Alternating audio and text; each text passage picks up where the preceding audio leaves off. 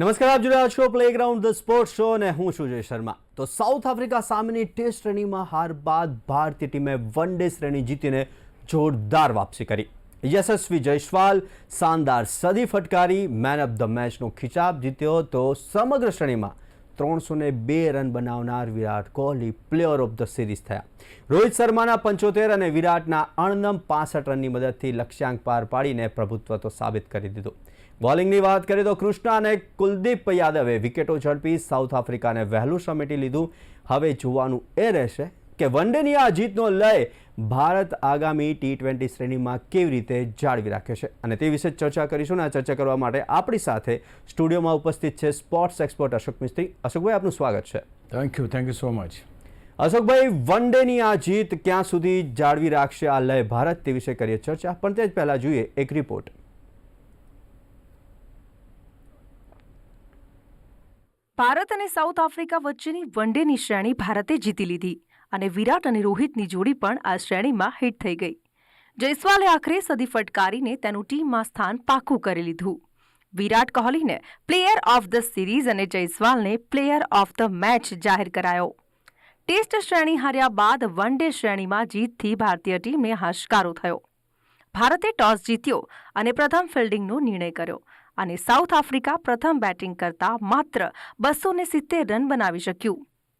ભારતે ફરી એકવાર જોરદાર પ્રદર્શન કર્યું અને જયસ્વાલની સદી, રોહિત શર્માના 75 અને વિરાટ કોહલીના અણનમ 65 રનની મદદથી 39.5 ઓવર્સમાં મેચ જીતી લીધી.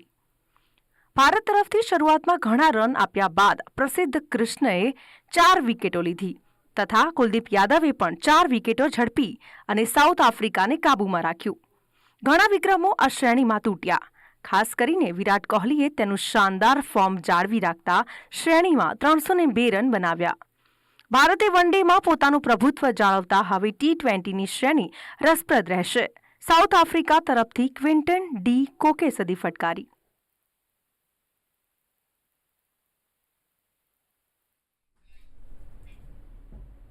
તો જોરદાર ભવ્ય જીત. અશોકભાઈ, હવે ચર્ચાની શરૂઆત કરીએ તો ભારત અને સાઉથ આફ્રિકાની શ્રેણીની ફળશ્રુતિ શું છે અને શા માટે આ જીત ભારતીય ટીમ માટે ખૂબ જ જરૂરી છે?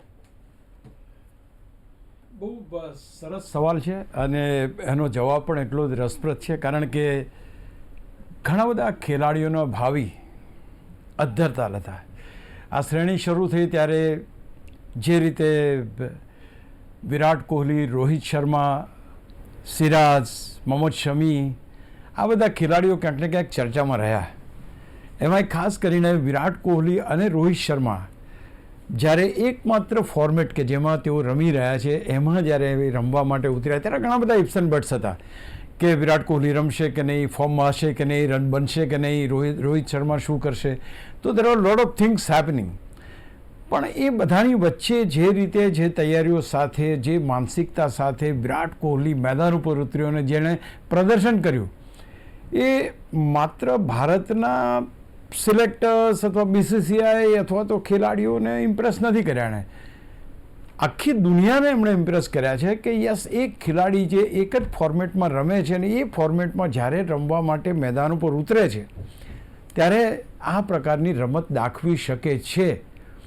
એક સરસ મજાનું મીમ ચાલતું કે એણે બહુમાં એમ કીધું કે અમે ઓછા રન એટલે બનાવ્યા કારણ કે અમને ખબર હતી કે ત્રીજી સદી વિરાટ કોહલી ફટકારી દેશે.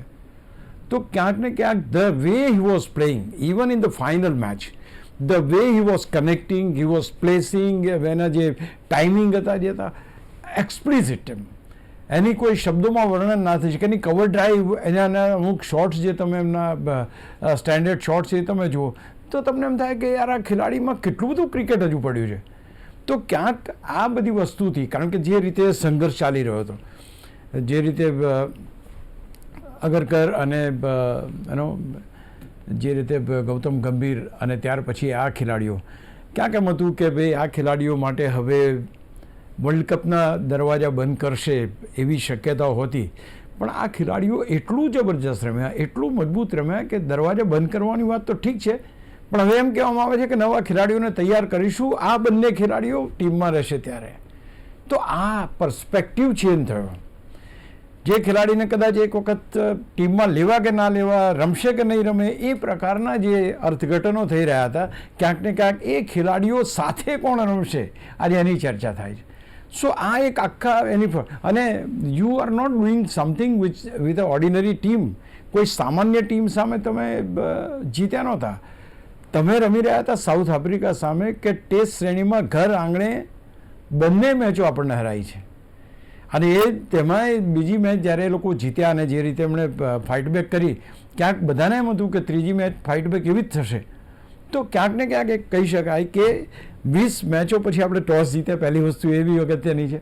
બીજી વસ્તુ, રોહિત શર્મા અને વિરાટ કોહલીએ વર્લ્ડ કપ સુધીનું પોતાનું એક્સટેન્શન લઈ લીધું એમ કહી શકાય. ત્રીજી મહત્ત્વની વાત એ કે કોચ ગૌતમ ગંભીરે એમ કહેવું પડે કે હા, બે ખેલાડીઓ શાનદાર રમે છે, એ પરિસ્થિતિનું નિર્માણ થયું. અને સૌથી મહત્ત્વની વાત કે જે રીતે એમના આવવાથી, રાહુલે કહ્યું કે ભાઈ એમના આવવાથી અથવા તો રૂમમાં હોય, ડ્રેસિંગ રૂમમાં હોય તો એનાથી ફેર પડે છે. રોહિત શર્મા જે રીતે બધા ખેલાડીઓ સાથે હળીમળીને બે કરતો હતો, ક્યાંક આ ખેલાડીઓની આસપાસ રમતા ખેલાડીઓમાં પણ એક વાયર, એક કરંટ આવે છે. તો એ ખેલાડીઓનું ટીમમાં હોવું કેટલું જરૂરી, કારણ કે સમગ્ર ટીમનો મોરલ બૂસ્ટ કરવા માટે વિરાટ કોહલી અને રોહિત શર્મા જેવા સ્પાર્કિંગ ખેલાડીઓની જરૂર છે. આઈ થિંક આ એક બહુ મોટી વસ્તુ પ્રૂવ થઈ છે. વન ડેની અંદર માસ્ટરી આપણી છે એ પ્રૂવ થઈ છે. ભલે આપણે વર્લ્ડ કપની ફાઇનલ હાર્યા હતા ઓસ્ટ્રેલિયા સામે, પણ આપણે તમામ મેચો તે વખતે જીત્યા હતા. We have von all the matches accept final. તો એ જે દમ હતો, એ દમ અત્યારે પણ ક્યાંક ને ક્યાંક બતાવવામાં આપણે સફળ થયા છીએ. T20 વર્લ્ડ કપની અંદર સાઉથ આફ્રિકા હાર્યું, આપણને એમ હતું કે કદાચ આમાં બદલો લેશે, પણ આમાં બદલો લેવા દીધો નથી. સો there are plenty of things happen. Bharat જીત્યું, આ બંને ખેલાડીઓ એસ્ટાબ્લિશ કર્યું, એ બંને ખેલાડીઓની સાથે આખી ટીમનો મોરલ બૂસ્ટ થયો, એક વિનિંગ એટીટ્યૂડ ટીમમાં જોવા મળ્યો. અને આઈ થિંક આ જ એક મહત્ત્વની વાત બની છે કે તમારે અમુક ખેલાડીઓના આવવા માત્રથી જો સ્પિરિટમાં, ટેમ્પરામેન્ટમાં આટલો ફેર પડતો હોય તો એવા ખેલાડીઓ તો ટીમમાં હોવા જ જોઈએ.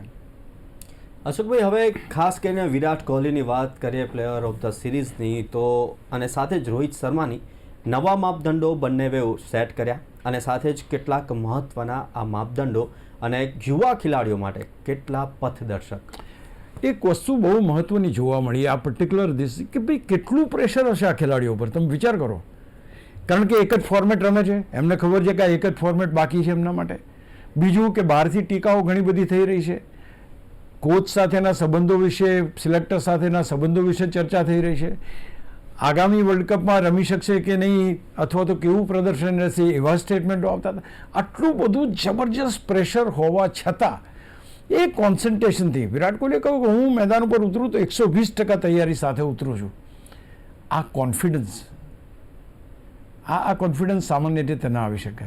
વિરાટ કોહલી અને રોહિત શર્માનો આ પર્ટિક્યુલર વન ડે શ્રેણીમાં રમવાનું જે કોન્ફિડન્સ લેવલ હતું, એ કોન્ફિડન્સ લેવલ એ દરેક ખેલાડીએ શીખવું પડે. કમ વોટ મે, કોઈ પણ પરિસ્થિતિ ટીમની હોય, પણ જો તમે ડિટર્મિન્ડ હો, if you have got the determination, dedication and discipline, then you can, મેં આની પહેલાં વાત કરી હતી કે ભાઈ એમનો બાર છે, એના કરતાં બાર મોટો દોરવાવાળા ખેલાડીઓ હજુ ભારતીય ટીમમાં છે નહીં. So that is what is required. અત્યારના પરિસ્થિતિની અંદર તમે બે ખેલાડીઓ બતાવો કે જે વિરાટ કોહલી અને રોહિત શર્મા કરતાં મોટી લીટી દોરી શકે તો વધુ સારું રમી શકે. You will not find it. તમે બે ખેલાડીઓ એવા બતાવો કે જેની બેટિંગ જોવા માટે લોકો સ્ટેડિયમમાં આવે, you will not find it. તો આ જે વસ્તુ છે કે એની બેટિંગ જોવા આવે, એની ફિલ્ડિંગ જોવા આવે, મેદાન ઉપર ઉતરે તો એનું એ થાય. તમે જોયું મહેન્દ્રસિંહ ધોની જ્યારે મેદાન ઉપર ઉતરતા તો આટલા ડેસિમલનો અવાજ થતો હતો.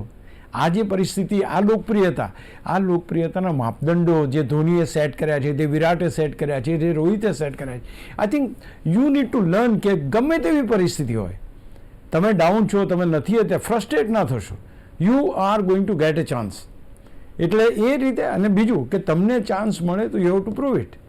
આજે વન ડેના શ્રેષ્ઠ ખેલાડીઓ હિટમેન તરીકે રોહિત શર્મા અને સૌથી વધારે રન બનાવનાર વિરાટ કોહલી, આ બંને ખેલાડીઓને ફરી એકવાર એસ્ટાબ્લિશ કરે કે આના માસ્ટર આ જ છે, આ સિવાય કોઈ હોઈ જ ના શકે.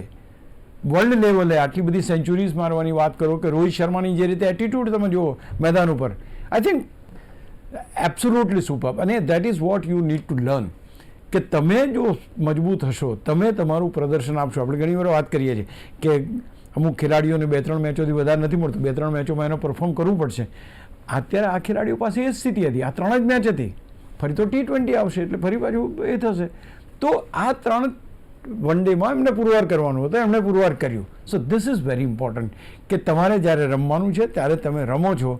એ ક્યાંક ને ક્યાંક ભારતની ટીમને, ભારતના મેનેજમેન્ટને, BCCIને અથવા તો whatever fraternity it is, તમે એને બતાવો yes we are here and we are here to play this cricket for a longer time.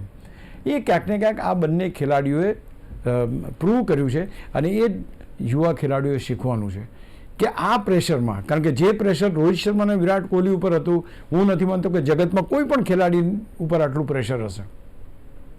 પરફોર્મન્સનું pressure, મેનેજમેન્ટનું pressure, BCCIનું pressure, લોકોનું પ્રેશર, મીડિયાનું પ્રેશર. કારણ કે તમે અલ્ટિમેટલી તો રમો એટલે બીજે દિવસે કોહલી નિષ્ફળ, રોહિત નિષ્ફળ એમ જ લખવાના છો અને એ જ લખાય. તો એ બધાથી પર થઈને આટલું ડિટર્મિન રમવું, આઈ થિંક આ બંને ખેલાડીઓની જે માનસિક સ્થિતિ અને જે મજબૂતાઈ છે એ મજબૂતાઈનું આ એક પ્રતીક છે એમ કહી શકાય મારી દ્રષ્ટિએ. અશોકભાઈ, હવે ટોસની વાત કરીએ. આપણે હંમેશા ટોસની વાત કરીએ છીએ કે ટોસ કેટલો મહત્વનો, ટોસ પછી બેટિંગ લેવી કે ફિલ્ડિંગ લેવી, પરંતુ ભારતે 20 વન ડે પછી ટોસ જીત્યો અને તેનો સીધો જ ફાયદો મળ્યો તેવું કહી શકાય. સૌથી પહેલાં તો જમણા હાથને બદલે ડાબા હાથે એણે ટોસ કર્યો. કારણ કે રાહુલને પોતાને બી એમ હતું કે મારે ગમે તેમ કરીને આ ટોસ જીતવો છે. Wanted to change is luck, you know. અને એ ફાયદો થયો. હા, કારણ કે આપણે એમને ઉતાર્યા બેટિંગમાં અને એટલા માટે સીધો ફાયદો થયો. 270 રનમાં આપણે એ કરી શક્યા ને. અને જ્યારે આપણી બેટિંગ આવી ત્યારે જે કોઈ ડ્યુ ફેક્ટર હતું, આ બધા જે ડિસએડવાન્ટેજ હતા એ ડિસએડવાન્ટેજ એમને ભાગે ગયા. તમે વિચાર તો કરો, કોઈ વિકેટ ના ગઈ, એક વિકેટ સિવાય કોઈ વિકેટ ના ગઈ. તો આ જે પરિસ્થિતિ છે એ પરિસ્થિતિ આવવાનું કારણ ટોસ કેટલો મહત્વનો હોય છે એ આના ઉપરથી ખ્યાલ આવે તમને. એક તો પહેલાં તમે half of the confidence you are getting from your self કે આજે હું ટોસ જીત્યો છું. પેલું તો સતત હારી ગયા, ટોસ હાર્યા એટલે મેચ ઉપર એની અસર થાય. તો હું માનું છું કે this was is changing time. હવે આ એક પરિસ્થિતિ બદલાઈ છે, એ બદલાયેલી પરિસ્થિતિ યથાવત રહે અને ભવિષ્યમાં જે કોઈ મેચો આવે અથવા ટોર્નામેન્ટ્સ આવે એમાં આપણે ટોસ જીતીએ એવી અપેક્ષા. Because toss is very important. Particularly day night મેચોની અંદર જ્યાં ડ્યુ ફેક્ટર વધારે કામ કરતું હોય અથવા તો બાકીની વિપરીત પરિસ્થિતિઓ થતી હોય તે વખતે તમારા માટે બહુ જરૂરી છે કે તમે કઈ રીતના એનો ઉપયોગ કરો છો. એટલે ટોસ બહુ જ અગત્યનો. એ જીત્યા એનો સીધો લાભ ભારતને હતો, એમાં બી કોઈ બેમત નથી. અને જે રીતે આપણે એમને 270માં એ કર્યા, આપણે 271 બનાવી લીધા આસાનીથી, 39-40 ઓવર મેચ પતી ગઈ. તો આ જે વસ્તુ છે, આ સહજતા છે, એ સહજતા ટોસ જીતવાથી આવી. નહીંતર પ્રેશર હોત. ધારો કે તમારી પાસે 350નું ટોટલ હોત તો તમારા ઉપર બી પ્રેશર આવે. તો એ પ્રેશર ના આવ્યું because we won the toss. અને એનો એડવાન્ટેજ સીધે સીધો ભારતને ચોક્કસ છે. અશોકભાઈ, હવે બોલિંગ ડિપાર્ટમેન્ટની વાત કરીએ, પ્રસિદ્ધ કૃષ્ણનની વાત કરવી છે. તો પ્રસિદ્ધ કૃષ્ણનનું પરફોર્મન્સ હવે તો તેને એક્સટેન્શન મળી ગયું છે. ઘણા રન પણ આપ્યા પરંતુ 4 વિકેટ પણ લીધી. કેવું રહ્યું performance? C, it is really painful. કારણ કે કોઈ યુવા ખેલાડી હોય, ભારત પાસે તો સિરાજ હતા, મોહમ્મદ શમી હતા, એ ટીમમાં નથી અને એની જગ્યાએ જ્યારે તમે રમતા હો, તમે નવા હો, ઓછો અનુભવ હોય, બીજું કે તમને ખભા ઉપર હાથ મૂકીને કોઈ કહેનાર, આપણે વાત થઈ હતી કે ભાઈ somebody will have to tell કે બેટા અહીંયા બોલિંગ કરો, આ જગ્યાએ બોલિંગ કરો, this is the right area you have to bowl. 2 ઓવરમાં 27 રન આપ્યા. પછી જે કમબેક કર્યું એ કમબેક એનું એટલું જબરજસ્ત હતું. રાહુલ સાથે એની ડિસ્કશન દેખાડી હતી ઘણી બધી વાર સુધી, કહ્યું ભાઈ તમે કયા એરિયામાં બોલિંગ કરો છો, ક્યાં કરો, શું કરો, સમથિંગ ઓફ ધેટ સોર્ટ. પ્રસિદ્ધ કૃષ્ણ માટે એટલા માટે અગત્યનું છે કે because he has to go A long way. બહુ લાંબો રસ્તો એણે મજલ કાપવાની બાકી છે. અને જ્યારે તમારી પાસે લાંબી મજલ કાપવાની બાકી હોય તે વખતે તમને શરૂઆતના તબક્કામાં, કારણ કે એક વસ્તુ ચોક્કસ હતી, જો પ્રસિદ્ધ કૃષ્ણને આ પર્ટિક્યુલર મેચમાં જો વિકેટો ના મળી હોત તો કદાચ એને ફરી ભવિષ્યમાં વન ડે રમવા માટે ટીમમાં લેવો કે ના લેવો એ પ્રકારની પરિસ્થિતિઓ ઉપસ્થિત થઈ હોત. પણ હવે જ્યારે તમે 4 વિકેટ લો છો એટલે તમે automatically you are accepted by the team. ટીમમાં તમે એક્સેપ્ટ થઈ ગયા કે ઓકે 4 વિકેટો લીધી છે, ઇઝ ધ મોસ્ટ સક્સેસફુલ. અને the one which he got the batsman clean bowled, beauty of a delivery.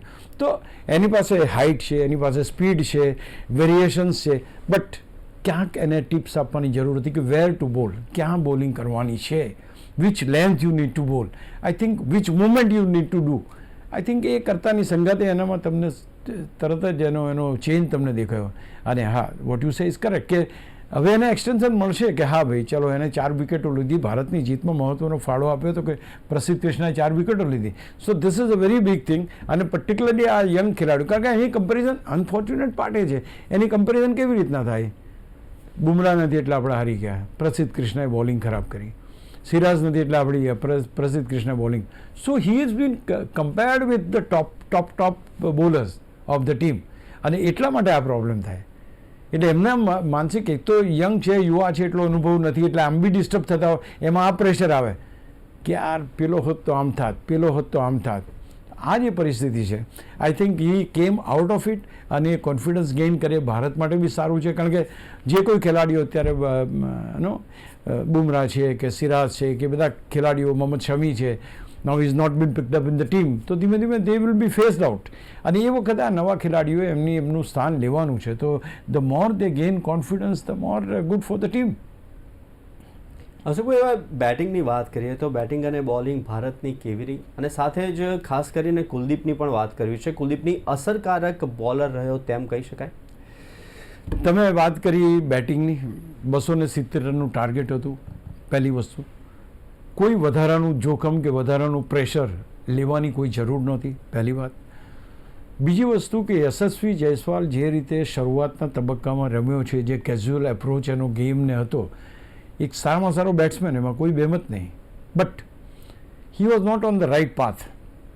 એટલે ક્યાંક એને પણ એમ લાગ્યું કે હવે મારા માટે પણ ટીમમાં સ્થિતિ બહુ અસહજ થતી જાય છે, રન્સ થતા નથી, કેચ ડ્રોપ થાય છે, મિસફિલ્ડિંગ થાય છે. તો યુ ઓલવેઝ ચર્ચામાં છો તમે, આટલા કેચ ડ્રોપ કર્યા, આવી રીતના આમ કર્યું, અહીંયા ફેલ ગયો. તો it was very required for him. એટલે એણે આ તક લીધી, અને દેટ્સ અ ગુડ સાઇન. તક તમે ક્યારે લઈ શકો કે અત્યારે તમારે તો પ્રેશર નથી, પર ઓવર આટલા રન બનાવો એવું પ્રેશર નહીં. 270 is a very common this thing. કોઈ મોટો એવો પ્રેશર વધારે આટલા રન નહીં કરીએ તો આમ થશે એવું છે નહીં. એ વખતે એણે એની ઇનિંગને બનાવી. This is a very good word કે એને ઇનિંગને બનાવી. રોહિત શર્મા એ પ્રમાણે રમશે. He has scored 75 runs, he has got his own style. એટલે એની કોઈ ચર્ચા જ નથી એની.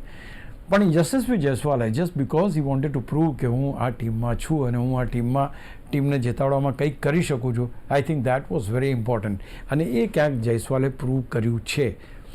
Rohit Sharma and Virat Kohli, once again એમ કહેવાનું મન થાય કે the way he was playing, I was just watching the game, the cover drives and some of the cut shots.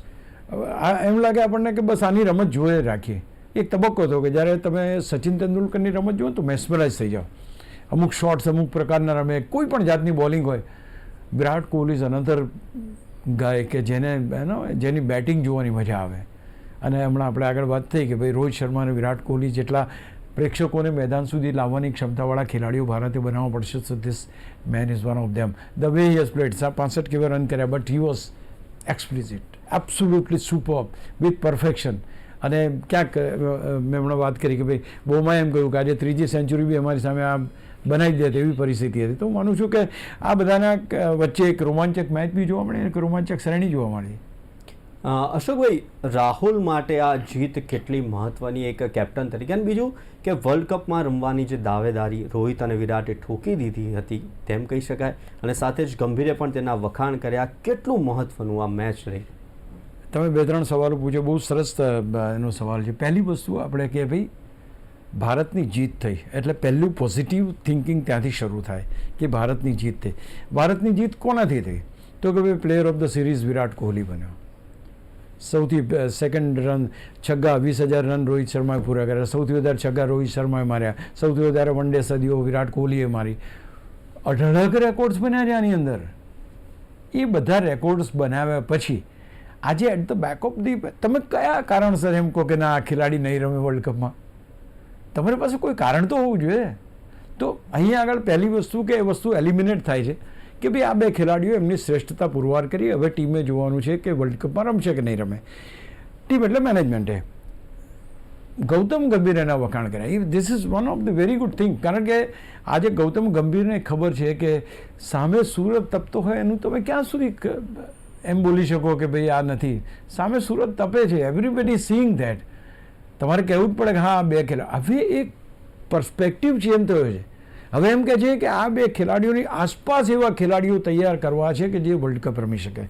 તો માનું છું કે આ એક બહુ જ મોટો ચેન્જ છે અને આ આગામી વર્લ્ડ કપમાં રમે એવી તો શક્યતાઓ છે જ, પણ સાથે સાથે યુવા ખેલાડીઓને સાથે લઈને ચાલવાની જે વાત કરી છે એ મારા ખ્યાલથી BCCI માટે અને ભારતીય ટીમ માટે એક લાંબો રસ્તો તય કરશે એવું અત્યારે લાગી રહ્યું છે. તો પ્લેયર ઓફ ધ સિરીઝ વિરાટમાં આ હતી આજની ચર્ચા, અને આ ચર્ચા કરવા માટે અશોકભાઈ અમારી સાથે સ્ટુડિયોમાં ઉપસ્થિત રહ્યા તે બદલ ખૂબ ખૂબ આભાર. Thank you. તો આવી જ રીતના દરેક સ્પોર્ટ્સ ઇવેન્ટ્સના પ્રિવ્યૂ, રિવ્યૂ, એનાલિસિસ અને ડિસ્કશન માટે જોતા રહો પ્લેગ્રાઉન્ડ ધ સ્પોર્ટ્સ શો. નમસ્કાર.